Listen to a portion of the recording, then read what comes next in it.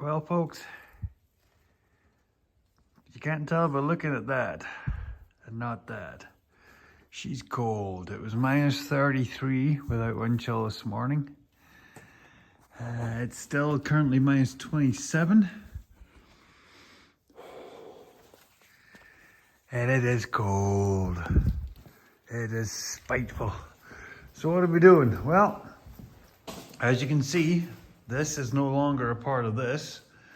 And with it being up against the wall means I cut all of the temporary brackets off of this that makes it a mobile maternity pan, because it's not going anywhere. So, cut them all off, slated up, measured out how much room I need to make this pan, so that gate closes inside of here. So, that says there, and then this is measured up. So at least this way I can bolt the head gate panel right to the stud. And then that'll give us our measurements to make the next two pans. So I'm going to put probably a couple more lag bolts through into this these big 2x8s, which is the other reason I use these bigger planks was so that I can mount things right to the wall, is which I'll be doing to those pans at this year too. So yeah. Okay, I'll get on with this because my hand's going. Well, I knew my luck was bound to run out at some point.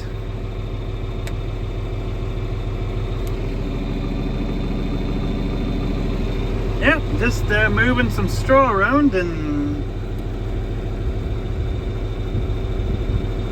snapped off in my hand.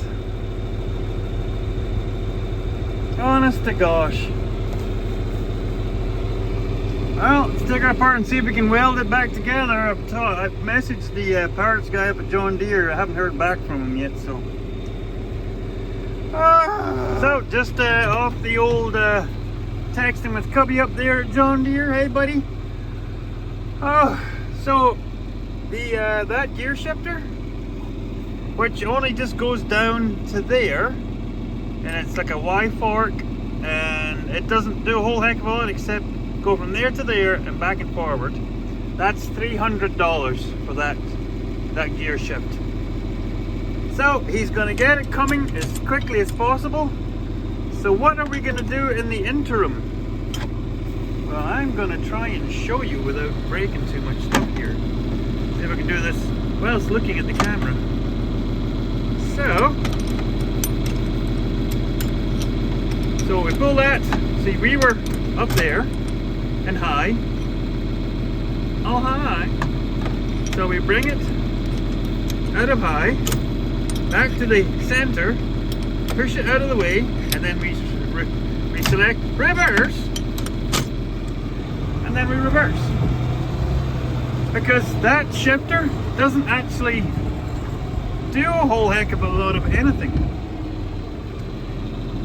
These parts here are what actually select the part of the transmission. Yeah. So, I will just use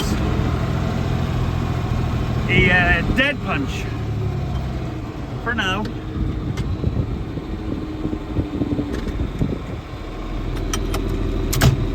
Yep.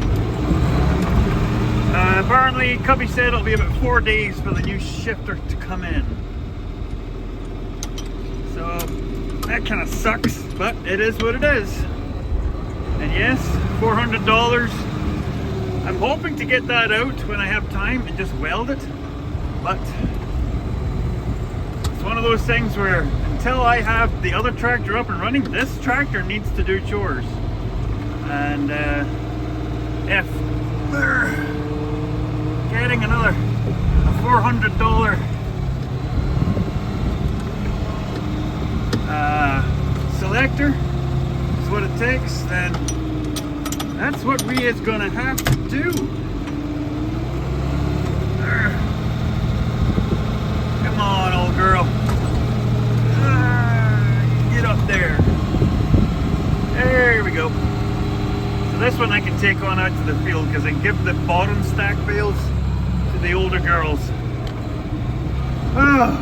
Anyway, keep at her, and yeah, Wreck-It Ranch strikes again. So, temperature is rapidly dropping. Now, we could say that was just severe cold temperature that snapped that off, because it doesn't look like it's been broken for very long. But I think it's just age and fatigue. So, got lots of updates for you. The new tracks, the wavy or zigzag tracks as they're called for the skid steer, have been ordered. Should be here next week. The whole brand new hub and drive shaft for the Tango Turd should be in by the end of this week. So look forward to that. Hopefully being put back together by the weekend. Mint. So yeah, Cubby figured he'll have the new selector shaft in. Oh, that means it'll be starting next week then. So looks like we'll be using the old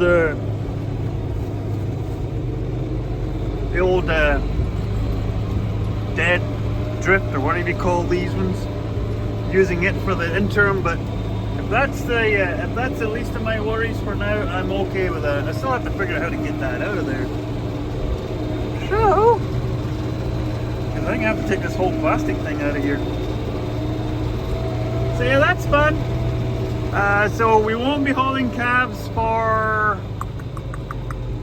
Oh, now I gotta go back to the video. I think I already told you that. Hauling calves is off for a while. Cadillacs could not do receiving. I gotta come back down with a skid steer and get all this out of the way, this stuff. So yeah, it looks like, according to the boss lady, 2 weeks from now is when we will probably be shipping the cabs now.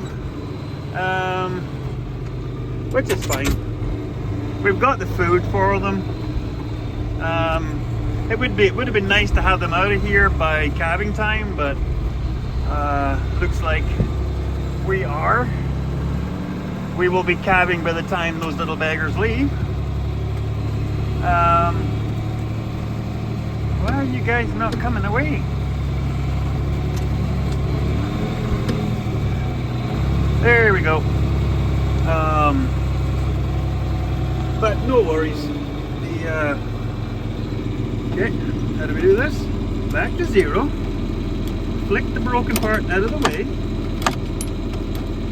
Okay, I gotta try and do this while looking through a camera. Come on. Eee. Why are you not doing it? There we go. There we go. There we go. So it just means everything's going to be about 25% longer to get done. So, I think that was all the new news for you guys.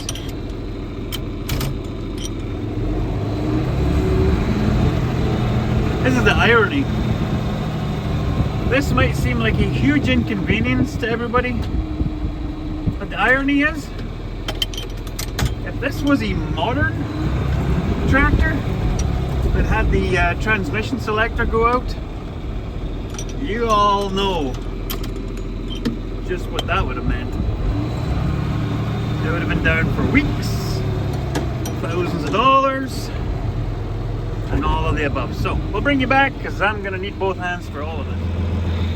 I just wanted to take this point as I'm taking down the snow diffusers to show how much they worked.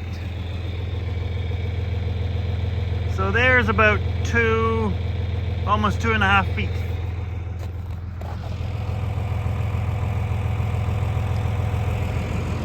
So that's above my waist. So that's about 3.5 to 4 feet.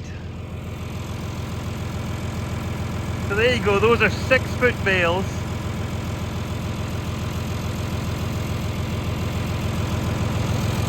So I would say for next season, I definitely will be interested in doing this again, and I probably will put them close together too though, to stop that nonsense. Man, there's a lot of snow in here. Woo!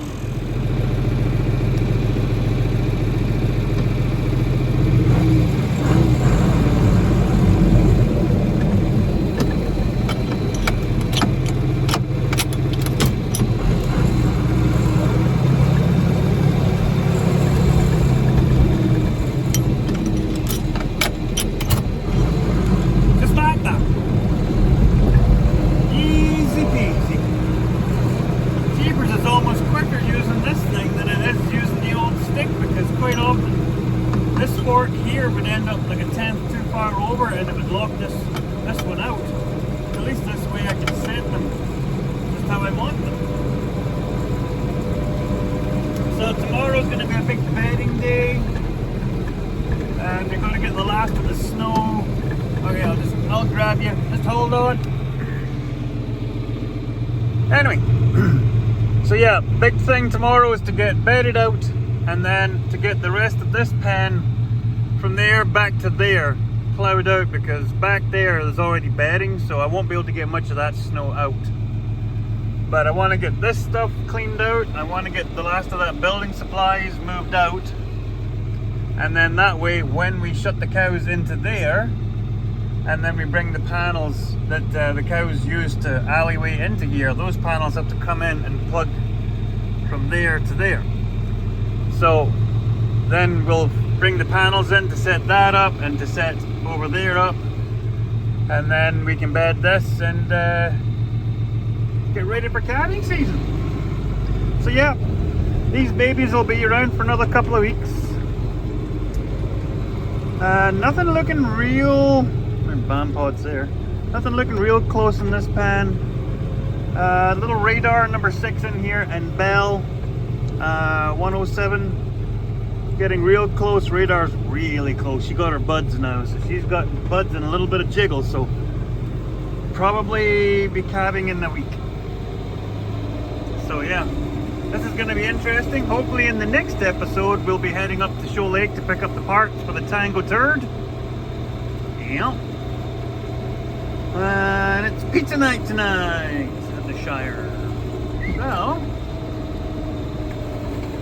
and there's the funny part, like I was saying in the previous clip. The gear selector snapping off in a lot of tractors, especially modern tractors, would be catastrophic. Catastrophic. But yet, in the old machines, I'm on a Facebook page for the old classic Fords, the 10 series, which look kind of like what Big Blue is with the Super Q cabs. It's the tractors that I grew up on. If they started building those tractors again with the technology from the 80s and the early 90s, I guarantee you people would buy them if they were priced accordingly. There's a lot of people that just want no fuss, no muss tractors just to go to work. A brand new tractor in around about that $70,000. They would sell tens of thousands of them, honest to gosh. So out there, any of you big corporate worlds, start building those tractors again. Even stuff like that with no electronics in them. If the world ever goes to crap, those will be the only machines left running. I kid you not. Even that big orange thing there probably wouldn't do very well with an EMP, but that thing would run. And that's what I'm counting on. Anyway, I am going to go in for supper, and I think that'll be the end of the video. And hopefully you all stay warm. It's to be minus 34. It's to be minus 30 in a couple of hours. Minus 34 for most of the night. So tonight's a real dinger night. Then we're supposed to get a warm spell, and then we're going to get a couple of nights of super cold, minus 35, and about 4 or 5 days. And then, fingers crossed, that's the last of the cold spells. We'll start the slow climb, because that's 6 p.m. and the sun just crossed the horizon, so love it. So thanks for watching, everybody. Taddy bye.